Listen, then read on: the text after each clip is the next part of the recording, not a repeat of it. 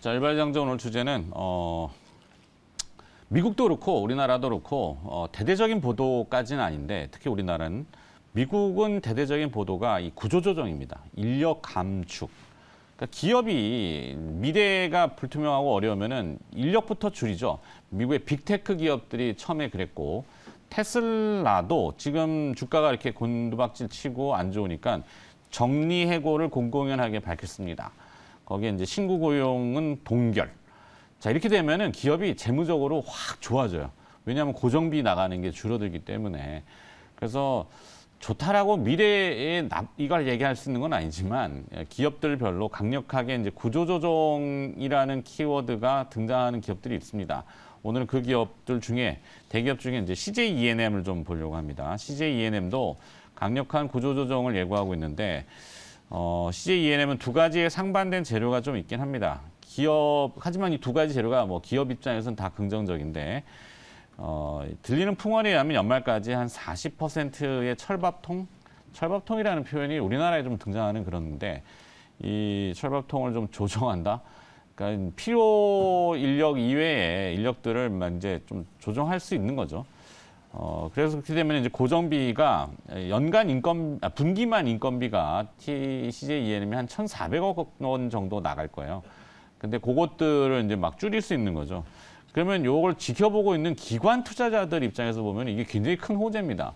기업의 인력 구조 조정은 기업의 그 재무적인 상승 요인이 되기 때문에 일종의 그 빅베스 같은 효과를 내게 되는 거죠. 그러니까 기관이 최근에 주식을 많이 사요. 그런 기업들이 있습니다. 그러면은 대부분 보면은 이 기업들이 타이트하게 이제 다이어트에 들어갔구나 이렇게 볼 수 있겠어요. 그래서 기관 투자자들이 선호하는 재료인 고정비 감소, 재무 상승 효과. 거기에 이제 뭐 중국의 리오프닝, 지금 뭐 중국의 이제 그 코로나 확진자 수가 늘어나는 게 리오프닝과 연관된 저기가 있죠. 거기 또 한한령이 좀 완화되는 부분도 있고, 뭐 어제 스튜디오 드래곤하고 몇 가지 기업들, CJ E&M도 어제 주가가 좀 오르긴 했는데 아마 연관성이 좀 이어질 것 같아서 이렇게 보겠습니다. 좀 뭐 미국의 OTT 플랫폼 투비하고 계약해서 뭐 북미, 호주의 K 콘텐츠 공급 이건 뭐 개별 재료인 것 같고. 자, 길지는 않았어요. 자, 짧게 CJ E&M 컨텐츠로 갑시다. 어쨌든 뭐 조금 전에도 말씀드렸다시피 최근에 이제 컨텐츠 업종이 그나마 우리 개인 투자자분들께 거의 유일한 좀 투자 대안으로 좀 떠오르고 있는 상황이고. 뭐 앞서 프로듀서가 얘기하는데 2차 전지가 기울고 컨텐츠가 그래도 연말에 조금 올라오고. 그 비중 조절의 차원이라고 보시면 될 것 같아요. 우리가 이제 뭐 자주 얘기하는 것처럼 풍선 효과. 아무래도 테슬라 주가가 지금 급락을 하고 있는 상황이고 2차 전지 배터리 기업들, 배터리 셀, 배터리 소재 기업들이 대부분 다 이제 10월 들어서 기관 외국인들의 이제 차익 매도를 조금 막고 있는 상황이기 때문에 거기서 빠져나온 자금들이 이제 컨텐츠와 관련된 종목들 쪽으로 유입이 좀 되고 있다라고 보시면 되거든요. 특히 추세적인 이제 수급 동향을 이제 봤을 때 최근에 이제 뭐 외국인들보다는 이제 기관들이 상당히 좀 눈에 띄죠. CJ E&M이라든지 스튜디오 드래곤, 컨텐츠리 중앙 이런 이제 중대형 이제 컨텐츠 기업들을 아주 지속적으로 좀 매수를 좀 해주고 있기 때문에 요즘에 정말 이렇게 이제 수급의 이제 지속성, 연속성을 이제 나타내고 있는 업종이 거의 없다라고 보시면 되는데 그나마 컨텐츠 업종이 이렇게 수급의 연속성을 좀 가지면서 기관 투자자들이 계속해서 지금 저가 매수세를 좀 보여주고 있다라고 보시면 될 것 같고요. K 컨텐츠 열풍에 연결된 거고 사실상 이제 CJ E&M만 놓고 본다면 최근에 이제 뭐 구조조정도 말씀해 주셨지만 뭐 적절한 저는 이제 M&A를 통해서 티빙도 이제 적자가 조금 이제 개선되고 있고 KT 이제 시즌을 이제 또 합병하게 되면서 가입자 숫자가 이제 내년도가 되면 거의 한 500만 명 가까이 이제 좀 될 거기 때문에 드디어 이제 OTT 기업에서도 흑자에 대한 이제 기대감을 한번 가져볼 수 있다. 이게 흑자가 나올 수 있는 이유는 말 그대로 이제 CJ E&M이 컨텐츠와 관련된 이제 수직 계열로 스튜디오 드래곤, CJ E&M 티빙 이렇게 OTT 플랫폼까지 이제 연결되는 이런 이제 구조들을 지금 잘 만들어놨기 때문이라고 이제 보는 거거든요. 그래서 수익성도 이제 좋아지고 있고 올해도 이제 영업이익이 이제 큰 폭으로 이제 개선되는 게 어느 정도 확인됐기 때문에 사실 뭐 기관 투자자들 입장에서는 사지 않을 이유가 없는 거죠. 주가는 뭐 완전히 이제 주저앉아 있는 상태고 저평가되어 있는 상태인데 실적은 이제 좋아진다라고 하니까 저가 매수세가 이제 좀 들어오는 그런 구조라고 이제 생각하시면 될 것 같아요. 생각해요. 여기에다가 이제 우리가 컨텐츠가 전통적으로는 이게 내수업종으로 이제 분류가 됐었는데 요즘에는 한류, K 컨텐츠 뭐 이런 것들 때문에 해외 수출이 가장 좀 결정적인 이제 모멘텀이 되거든요. 해외 수출 중에서도 좀 중국 쪽으로 다시 이제 수출이 좀 재개되는 한한령이 이제 해제되는 것과 관련된 이제 기대감이 좀 반영될 수 있는 쪽으로 저는 이제 좀 집중을 해본다라고 하면 하반기 때 이제 가장 좀 인기리에 방영된 드라마가 이제 두 개죠. 이상한 변호사 이제 우영우하고 네. 그리고 이제 최근에 또 JTBC에서 방영되고 있는 재벌집 이제 막내 아들 요 두 가지라고 이제 보시면 되는데 이 재벌집 막내 아들이 중국 쪽 판권 계약 얘기가 이제 계속 조금 돌더라고요. 네. 그래서 이제 그런 부분들을 좀 감안한다면 아마도 이게 만약에 이제 성사가 된다면 되게 좀 상징적인 예전에 우리가 태양의 후예 이후에 가장 좀 상징적인 이제 좀 사건이 되지 않을까 그런 생각이 좀 들기 때문에 관련주로는 저는 컨텐츠리 중앙하고 레몽 레인을 좀 붙여드리고 싶고요. 뭐 굳이 한 종목만 선정해야 한다면 컨텐츠리 중앙, 컨텐츠리 중앙을 어제 선정을 한번 해볼게요. 카지노가 런칭이 됐죠. 네, 어제 밤에 디즈니 10시에 아마 반응을 공개가 아직 된 못 걸로 알고 봤는데. 있습니다. 못 봤네, 자느라고. 네. 저는 디즈니가 없어서 못 없어서. 봤는데 네. 곧 나올 겁니다. 그래요. 네.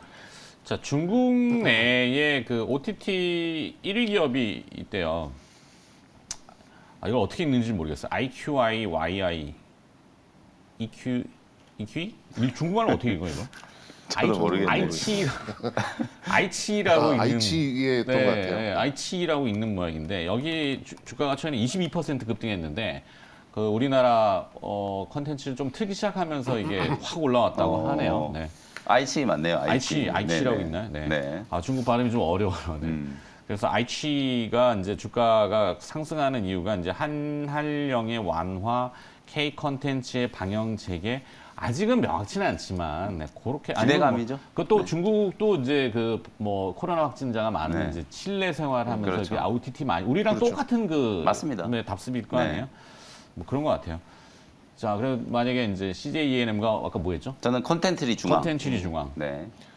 뭐 지금 거의 모든 그 컨텐츠, 그 방송 뭐 이런 관련된 종목들의 레포트에 과거 1, 2년 전 거를 보면 만약에 중국에서 한국 드라마를 다시 본다면 점점점 이게 전제 조건이었어요. 근데 이게 언제 풀릴지 모르니 뭐 보유 뭐 이런 의견이 많았거든요.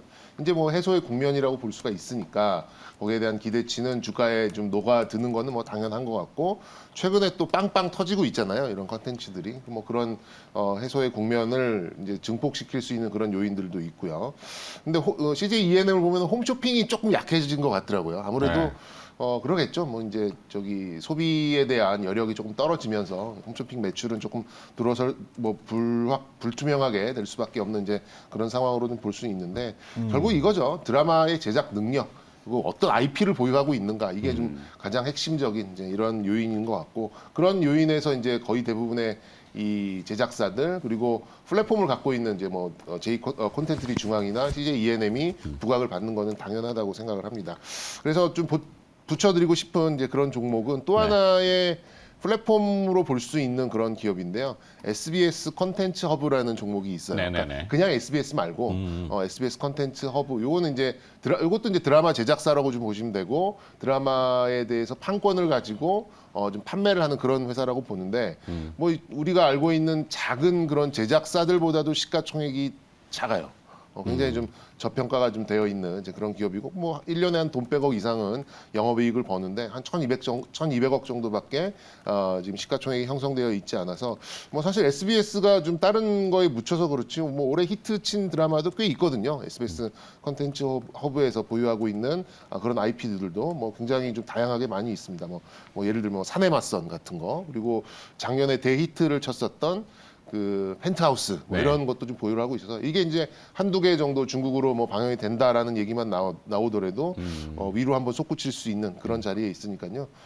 역시 뭐 다시 한번 강조드립니다만 드라마 제작을 얼마나 잘 하고 어떤 IP를 갖고 있느냐가 이제 핵심적인 그런 요인인데 SBS 컨텐츠 허브도 여러 IP를 갖고 있다 이렇게 좀 요약을 드릴 수 있겠습니다. 어제 시간의 거래에서 뭐 초록뱀 쪽도 헬스케어가 움직였군요. 어제 참. 네. 뭐 지배구조인 것 같고 하여튼 네. 자 여기 정리하겠습니다. 네. CJ ENM 뭐 뻔한 거라고 할 수 있는데 요즘 다른 쪽에 뭐 별로 관심들은 없고 자원 빈국에서 때 아닌 히토류 주식들만 갑자기 리튬 막 이런 것만 해갖고 명확히 분석이 안 돼서 그냥 컨텐츠로는 정했고요. CJENM에서 컨텐츠 중앙과 SBS 컨텐츠 허브 이렇게 정리하겠습니다.